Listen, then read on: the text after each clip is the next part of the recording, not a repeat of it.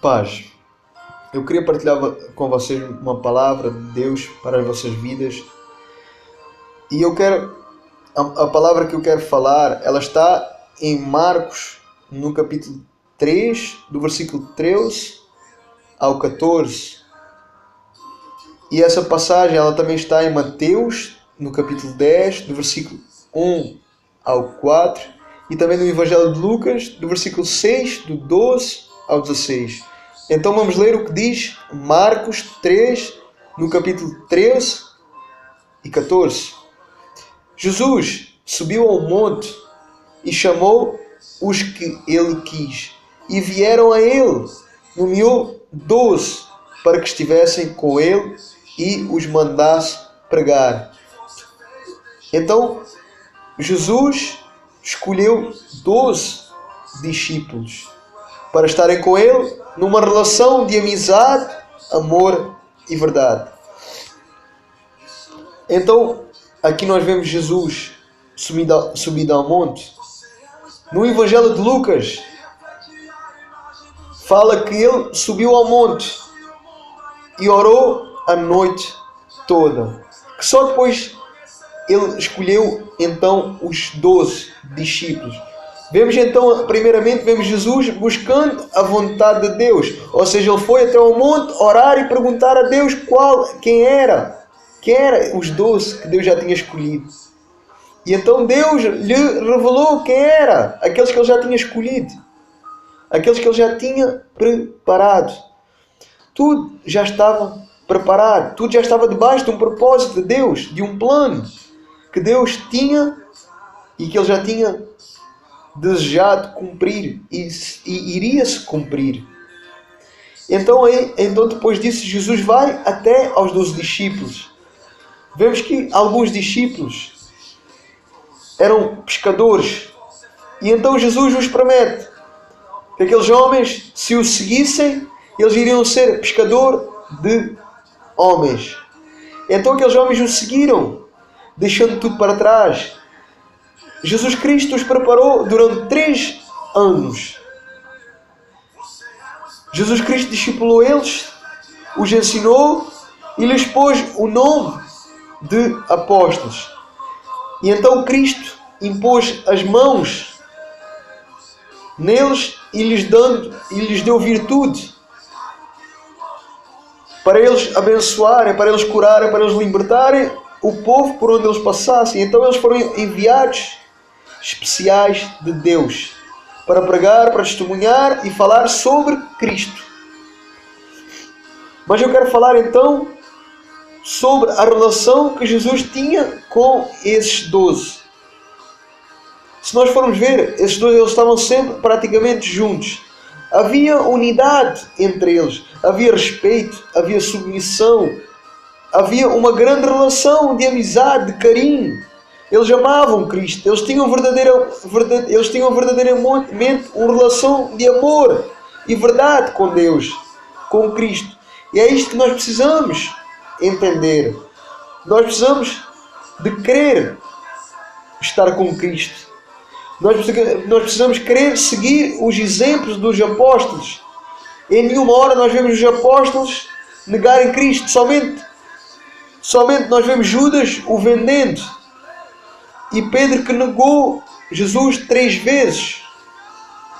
Mas isso já foi muito depois. Mas no caso de Judas era inevitável acontecer. Pois já estava previsto. Era a profecia para se cumprir. Que Cristo iria ter que padecer. Então nós precisamos, irmãos, voltar ao início. Nós precisamos ter uma relação de amizade, de carinho, de amor, de verdade com Cristo. Através do Espírito Santo de Deus, através da obediência à palavra, através da unidade na igreja. Tem que haver, irmãos, intimidade, tem que haver unidade do meio do povo, de Deus, do corpo de Cristo. Se não houver, então não há diferença entre o mundo e a igreja. Ao fim e ao cabo, a igreja ela se torna uma fachada, uma hipocrisia, uma mentira. Afinal, será que nós acreditamos na palavra? Será que nós acreditamos em Deus ou não? Afinal, nós queremos glorificar a Deus ou não? A Bíblia fala ou é sim ou não. Não existe meio termo. Então, nós precisamos voltar aos apóstolos. Nós precisamos voltar à amizade que os apóstolos tinham com Cristo. Nós precisamos nos abraçar, irmãos. Nós precisamos abraçar-nos como irmãos. Como se nós estivéssemos a abraçar Deus. Precisamos amar os irmãos. Nós precisamos amar uns aos outros. Esse é o verdadeiro modelo que Deus quer. Precisamos de maior intimidade com Deus e com os irmãos. Precisamos ser mais unidos. Precisamos ser mais unidos. Nós precisamos abrir mais os nossos corações. Nós precisamos sorrir mais, abraçar mais, servir mais, ser mais hospitaleiros, nos doar mais, nos servirmos mais. Nós precisamos parar de falar mal dos nossos irmãos.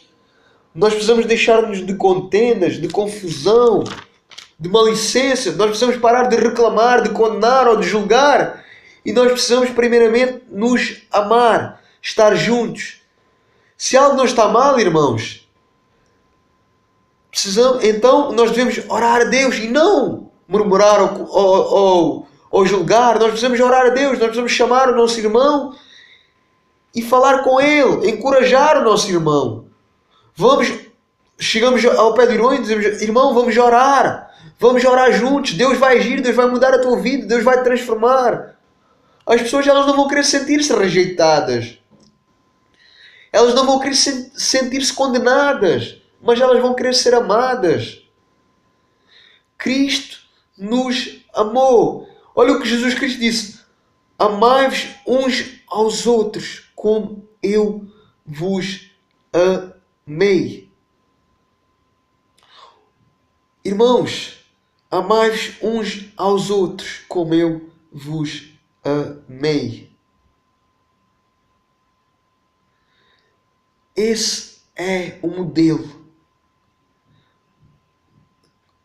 Foi assim que Deus amou. Foi assim que Cristo amou. E é assim que nós precisamos amar. Os apóstolos amaram, irmãos.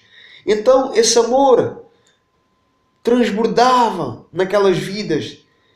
Esse amor que era transmitido para o povo. A Igreja de Atos mostra isso. A Igreja de Atos narra esse amor. A unidade de uma igreja. A unidade do amor. Esse é o modelo, irmãos, a seguir. Então nós precisamos voltar ao início, à Igreja de Atos. Nós precisamos voltar ao início. É fácil. É muito fácil nós reclamarmos da obra de Deus. É muito fácil nós reclamarmos do nosso pastor, dos nossos líderes, dos nossos irmãos. O mais difícil é nós ajudarmos, nós nos aproximarmos, nós intercedermos.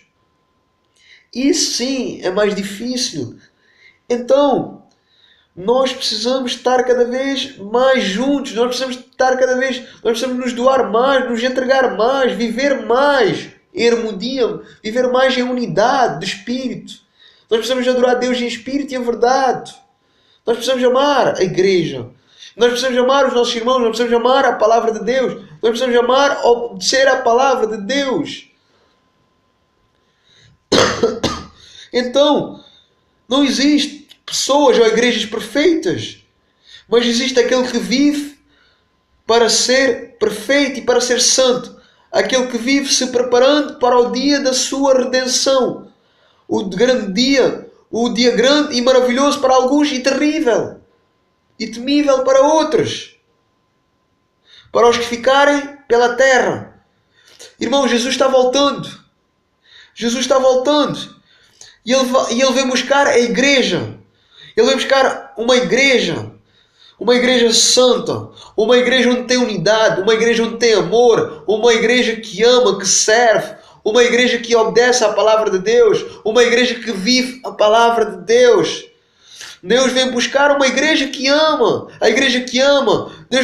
Cristo vem buscar a verdadeira igreja. Então, se a tua vida não tem mostrado esse amor, se a minha vida não tem mostrado esse amor pela obra de Deus, pelo corpo de Cristo, se nós temos mostrado desinteresse pelas coisas de Deus, Se nós temos ido à igreja, mas não temos compromisso com Deus, com a igreja, então é hora de nós consertarmos a nossa vida diante de Deus. Porque assim nós não subiremos. É preciso conversão genuína, irmãos. É preciso nós nos convertermos dos nossos maus caminhos. A palavra de Deus diz: buscar-me-eis e me achareis quando buscares com todo o vosso coração. Irmãos, é preciso nós nos convertermos, é preciso nós amarmos a Deus, é preciso nós amarmos e servirmos a Deus com tudo o que nós temos, com tudo o que nós somos. É preciso nós transbordarmos desse amor, porque essa é a essência de Deus, o amor. Então é preciso nós amarmos a igreja, é preciso nós amarmos a obra de Deus, o corpo de Cristo, é preciso nós amarmos os irmãos, as irmãs. É preciso nós amarmos o nosso próximo, sim.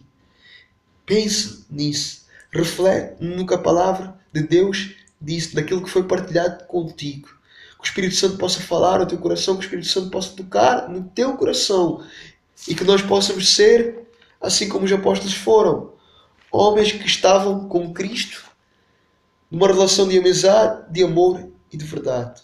Que nós possamos ser assim, em nome de Jesus.